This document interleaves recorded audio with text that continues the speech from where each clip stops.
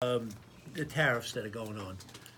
It's really a problem. It seems to be something that a lot of people, especially if you're importing things from Europe, there are all kinds of issues going on. There are ways around it. There's ways of dealing with it the best way. And I'll let if you want to start, just Yeah. So this is a real disruption. Anybody's been affected by tariffs here? No? that's One? that's it. Well, whatever. It's a Um, couple. it's both. It goes both ways. So if the first phase was with China, so once the Trump administration started That's a good point. charging a tariff on aluminum, on dryers, the Chinese retaliated, and mostly it affected food. So the Chinese put $110 billion tariff on different food products ranging from 5 to 25%. They include soybean, beef, pork, seafood, coffee, whiskey. So, I mean, it's affecting larger companies, but it is affecting us getting into China. And at the same time, what's happening is distributors in the U.S. are getting hit because they can't necessarily pass these costs to their customers and to the retailers. So they've been trying to figure out ways how to get around these tariffs. It's not easy just quickly picking up out of China, moving your production somewhere else. I mean, China has had an advantage over the last 20 years to build these facilities, build these assembly lines. So it hasn't been easy. So some of our clients are really challenged how to get around it. We're not customs attorneys, but what we've been doing is we've been working with our clients and the custom attorneys in terms of figuring out how to reduce things. And there are ways how to reduce these costs besides moving production out of China. I'm not going to get into all the details, but there are ways to mitigate the cost of the product. So once the cost of the product is lowered, then the rate will be much less on the duty, the total amount of the duty. I mean, China is the one that's in the news more than everything, but Europe, which affects a lot of food things, have the same issues. And you might not be aware, as my friend brought up, that you're actually being affected by this. How many people drink scotch here? Okay. Okay, so you might have to change it to bourbon. No, seriously. Yeah, so this went in effect a month ago. What happened was the World Trade Organization awarded a fine to the European Union because they were supplementing Airbus unfairly, and they allowed the U.S. to charge $7.5 billion of tariffs on European products. So it's interesting what exactly is being tariffed. It's basically whatever production we have here, they're complementing that tariff. So if we don't do something here, they probably did not hit it. So in terms of Scotch, that was one of the bigger things that they hit. The UK has been fighting and says, please, we got to deal with Brexit. Have some mercy on us. Don't hurt our Scotch business. But the Trump administration still went ahead and charged them. In each company, like Germany has coffee, axes, tools, knives, machinery. The UK has all kinds of foods, biscuits, waffles, books, things like that. Germany, Ireland, Italy, and Spain have pork, cheese, olives. These are things that you're eating all the time.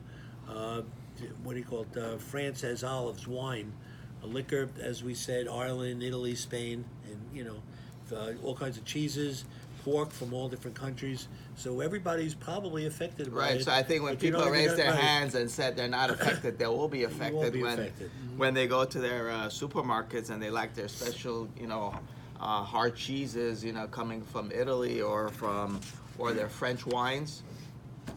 Because again, the administration wants to shift more buy California wines. Why are you buying French wines? So, it's so California or buy Long Island wines, right? So that's basically what's going on. So we've been working with our clients because this is a major disruption, and it's significant. I mean, if your margins are already thin to begin with, this is only going to make things more challenging. So, you know, we've had to deal with the retail, you know, environment online. Now this is something else to consider. Anybody has questions or how to? Do you have any suggestions on alternative sources that may come from a lower tax place? There are ways around it. I mean, there's a Right. de minimis All rule. from Italy or There's all, Spain or yeah, I mean, there are Yeah. ways around it, but that means you're changing your product maybe, which obviously most people wouldn't want to do. You also got to look at the coding, Right. the import coding. Sometimes there might be a different code that is not taxed. So you want to, you know, work with the customs attorney and switch it. Or in terms of, let's say, wine, if you bring it in a barrel, it's not taxed. If it's in a bottle, it'll be taxed. So what you'll have to do is bring it in a barrel and then you know, bottle it here. Right, it depends on how you ship it. These are all different things that there are ways around it. That means you might change the way you're doing things, but maybe, you know, things that are excluded are transportation, construction, assembly. There are ways around this, but it does maybe change the way that you're, you know, selling or producing your product. I had a client, Ron Hill Running Sportswear. There was a huge difference between bringing in his finished product and assembling it here? bringing in a product and sewing the logo on here. Saved Right. him about $1.50 per, and he Which was is- getting which is sewn very on significant. process. But in order to change the country of origin, it has to be a major makeover of the product. You can't just like put a label on and say it's made in. In his case, it yeah. No, but it was a logo, I guess, sewn so it on the worked. logo. Right. Does that affect packaging as well?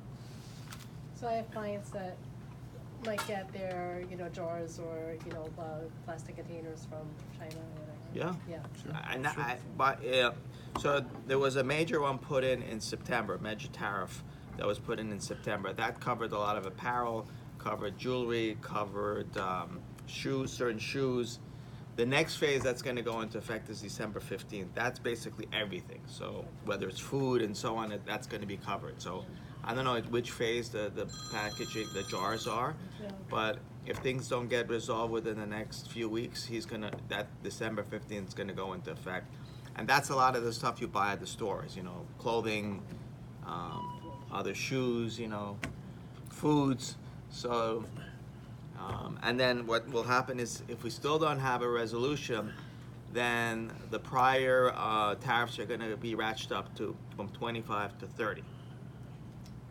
That's a lot of the industrial products. So it is affecting everyone. So It's gonna affect, you know, indirectly. We haven't seen it yet in the supermarkets and Walmart, and because somehow what it basically has happened is the Chinese has devalued their currency by about 15%.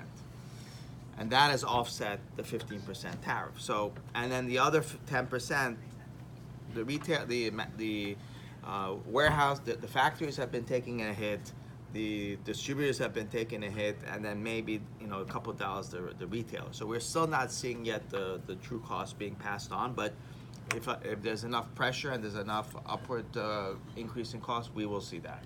But like on the European products, it is. There's no way around it. You can't like go to you know, you'll have to buy a product that is not from that region. You know, if it's a Italian cheese, maybe you gotta buy cheese from the Netherlands. What about South America? No, No. South Do you America. have any insight as to They're part of NAFTA. why they're so pressed to do it so soon? Because, you know, we're coming into the holiday season and everything like that. It's horrible to do this right before Christmas. Everybody's making all their money. Right.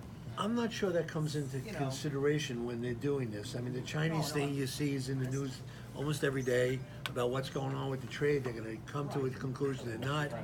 It doesn't go on. It just, you know, I guess. There were They have to comments. understand the implications behind this. And You're right, but It's I'm a major not sure- disruption. I'm not It's a sure the major- consumer is. Save it for May, man. There Right. were Sensitive. comments about the fact that they felt that by waiting until December 15th, they've missed the holiday season. All that stuff has been shipped in Right. here. It's It's Right. already in the stores, it's already in place. Right, the Okay, toys, so the even apparel, now, that's gonna December hit, Okay, fine. that's gonna hit Won't next necessarily- year, month. right. So that's a good point. They're not gonna backtrack, anything that's landed here and already done. That stuff is in the stores, that stuff It's is, already here already, Got it. as you can tell by going in. They're just setting you up for the new year. And that's what Right. it is. But you know what I They're suggest is gouging the store stay up. tuned. I mean, this thing is constantly evolving, changing, and if you're in that space, you gotta constantly monitor it to see how to at least get affected by I it. mean, we sat at a seminar the other day, and there's law firms, that's what they do, that's what these guys do all the time. And they really try to help you if you have questions and stuff. Very interesting, it's really a hot topic now. Guys, do you know any specific websites that somebody can go research that gives them the best information on this? On a specific kind of product, you mean? Yeah, if you have a product or product set, is there anything out there? You gotta go to the customs, Mazars and then website. have a whole, like, I don't know how many pages, and then you gotta see what code, what product Right. is covered. So and then you gotta really know it, because one might be, one might not be, so. A lot of times it didn't make a difference what code you brought in, right? Because there was no duty, so Right. okay. Or maybe it was a small duty. They always had duties, like jewelry has, 6%. You have on cotton, certain duty rates. It's just been ratcheted up now. Yeah, reach out to us if you want to speak to Yeah. attorneys. We can make Yeah, introductions. we spoke to this law firm, or they spoke to us actually. Very, very interesting. This is what they do. Deal with custom laws, and that's all they do. And they're experts in it, and they're very good and knowledgeable, and, it's really for them, a very busy thing. There's ways around things, but at the end of the day, everything's gonna cost money, just try to reduce that amount. Whether we have domestic production to actually fill any of this stuff if you wanna buy it domestically. Yeah, Right, that's a good point. That's why it's important. I the mean, cheeses and the Right, wines, right? There's certain things you Last can't. question, this raise in tariff that we're all dealing with, was this by executive decree as opposed to anything that worked its way through in laws, or? It's always been around, it's just a question of. Tariffs have always been there. They've always So been 20 there, years really, ago, right. Yeah. the Clinton administration ratcheted down the duties, these tariffs Try to make the back, trade better. Yeah. because China was a third world country. And they said, you know what, we gotta help them out. Right. Now, 20 years later, things have they've Now gotten, China can make things have anything, changed. Because now, We can talk offline about whether or not. what are you making in this country now? Intellectual property. Right, fine. I don't But think, mean hold on, actual- we don't get into this, that's the 11 o'clock. Yes. So you guys can keep that on. Is No, we're good. is the expense deductible, What expense? What expense? the duties? Well, Yeah, it comes in the part of price, the- the part of price the of your product. product goes up. Okay, It just makes that Your product, That's costs the and your gross key margins go question down. okay, yeah, it does, it's not gonna help. can't deduct If that you have any much. questions, Yeah. contact one of us or whatever. We could maybe give you an answer, if not, we could direct you to. But I think that People might do be that. an opportunity for companies here, if they see something that's being tariffed, market yourself and say, you know what, I make cheese too.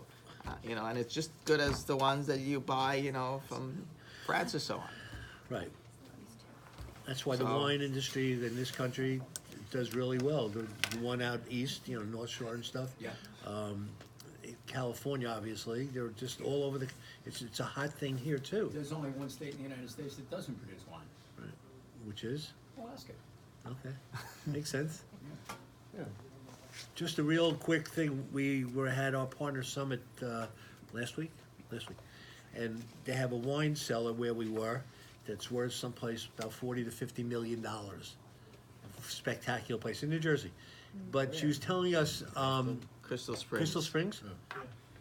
It's a resort, but it's a golf resort, but whatever. But they have a wine cellar that's been invested. I don't know if you went. No, I was- Really interesting tour, but they were talking about screw tops versus cork. The very expensive wines now are all going to the screw tops. Yeah. Because it keeps the bottle much more fresh. There's no bacteria, there's nothing. Corked, it could always be something, which I found fascinating. You always thought the bottle of Ripple came with the cork, with the screw top. But now very expensive bottles, and there's a huge percentage that's When was changed. the last time you got a bottle of wine that was corked? By cork? You're gonna No, ask no, about I got it. Ripple. You're right, you're We right, can I get got into it. the drinking habits afterwards. Right. All right, well, But it was thank you very interesting. much. No, a I pleasure. appreciate it, thank you.